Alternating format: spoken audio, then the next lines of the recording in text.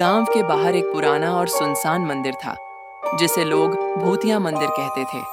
कहते थे कि वहां जो भी रात बिताने जाता है, वह या तो गायब हो जाता है या डर के मारे पागल हो जाता है। गांव के लोग डर के कारण उस मंदिर के पास भी नहीं जाते थे। रवि, एक साहसी और जिद्दी युवक, इन अंधविश्वासों पर विश्वास नहीं करता था। उसने गांव वालों से वादा किया कि वह मंदिर में रात बिताकर लौटेगा और यह साबित करेगा कि भूत प्रेत जैसी चीजें नहीं होती।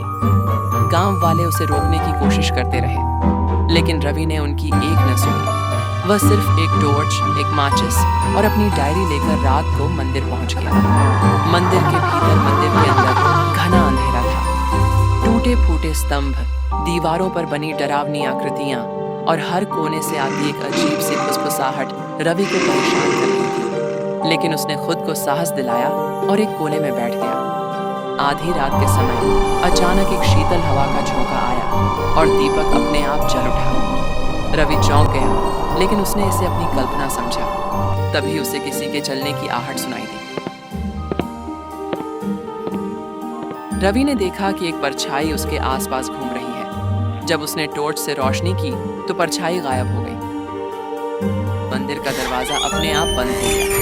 रवि ने भागने की कोशिश की, लेकिन दरवाजा टस से मस नहीं हुआ। उसे किसी बूढ़ी औरत की आवाज सुनाई दी। तू क्यों आया है? ये जानने की हिम्मत है?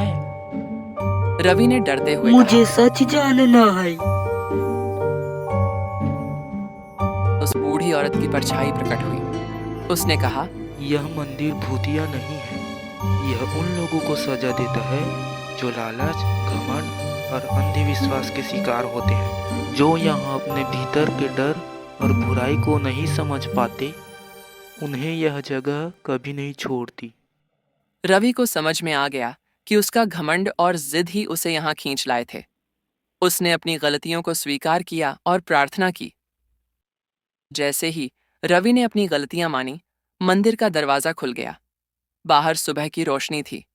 वह गांव वापस लौटा और सबको बताया कि मंदिर भूतिया नहीं है, बल्कि यह एक जगह है जो इंसान को अपनी कमजोरियों का सामना करना सिखाती है।